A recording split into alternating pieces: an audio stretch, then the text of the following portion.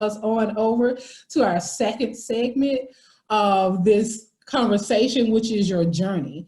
And in this segment, I just want you to start me at the point in your life when you realized that you really like science and how you navigated your pathway to now.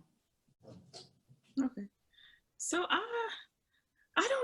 get this question quite often, and I try to write it down sometimes so I can make sure I think about it, but I can't identify this one point or whether it was when I was 8 or 10, but I remember doing I think it was 5th grade science fair, and it was called Which Fert Works. Basically, I compared Miracle-Gro to cow manure and how it would grow different plants. Fertilizer. Thank you. I was like, what? Yes. Got it. So, and I had cows plastered all over my poster board.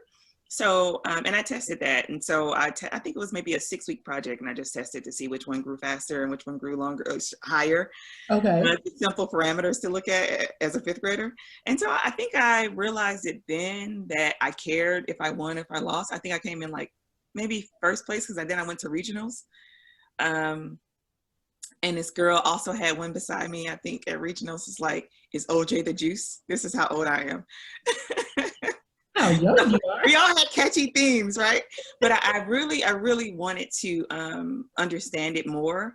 And so from that point, I think I started really taking things a little bit more serious. So by the time I was in my freshman year in high school, I was taking classes more dedicated to like science. So I may have taken like honors biology or something.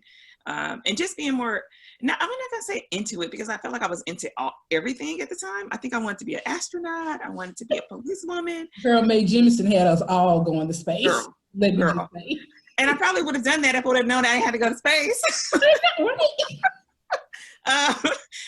So I was really attentive to things, and I really cared about outcome. And so I can recall the time when my mom would cook, and I was always in the kitchen. Okay. I was trying to get scraps. I was like, hey, what are you cooking?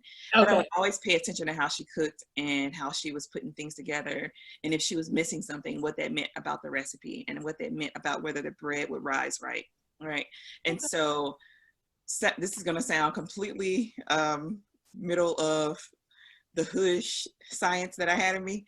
So I would take, I don't know if you guys know, when the bowl is, you finish scraping out a bowl for a cake or cornbread, the little bit of drippings that's left, I had play plates and play pans.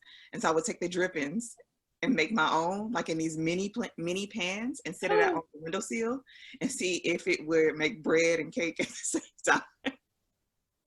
Okay. So clearly I wasn't aware of the temperature differences in the stove and on my windowsill. That's right. But I wanted to emulate that in some sort of way.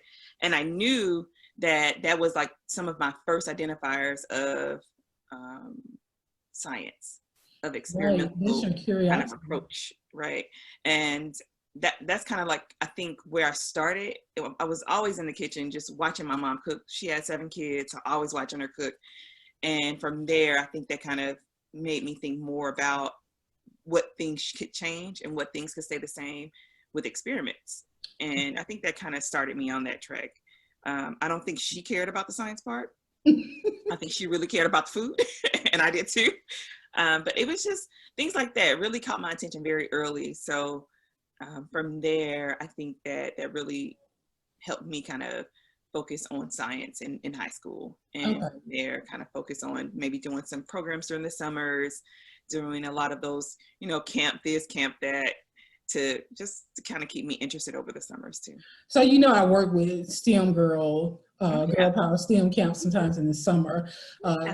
And so when you say that, for a young lady listening here, like, how did you find out about camps? Did they tell it in your schools, or did someone in the community tell you? How do you remember being told about them? So a lot, because my mom didn't go to college, and so my dad didn't go to college either. And so I have an aunt who was really instrumental in looking at different things for her nieces and nephews, just what we were interested in. She knew I was interested in science. So she had her ear to the pavement. She was on everybody's website, and websites were not that well, I guess, inundated with information at the time. But she was looking for things on the web, and also by a hearsay as well, because at the time, we still relied heavily on academic bulletins, on bulletins in place at schools, letting us know what the opportunities were. And so she worked really hard to make sure every summer I had something to do in science. Every summer was a science opportunity. I would have maybe a couple of weeks off, but for the most part, I was always in some science. And yeah, I think that was probably what kept me in science. It's just having that network of people that I was working with every summer. It was different people every summer, but just building up a network of people, and also seeing how so many brilliant scientists thought. I think that really helped me too, because it helped me kind of become more, as an adult, more sure of myself too, because I kind of interacted with so many different types of scientists. You said so much there. One of the first things I want to point out is just having a family member or someone in the community that's interested in what you're interested in, and then looking for programs to put you in. So to any of the parents that are out listening, just to know you should really take to the internet and look for what they call now STEM programs. That means science, technology, engineering, and math. And so you find programs for your child to get into the summer, and so that then they can have the experience that Dr. Booker is talking about.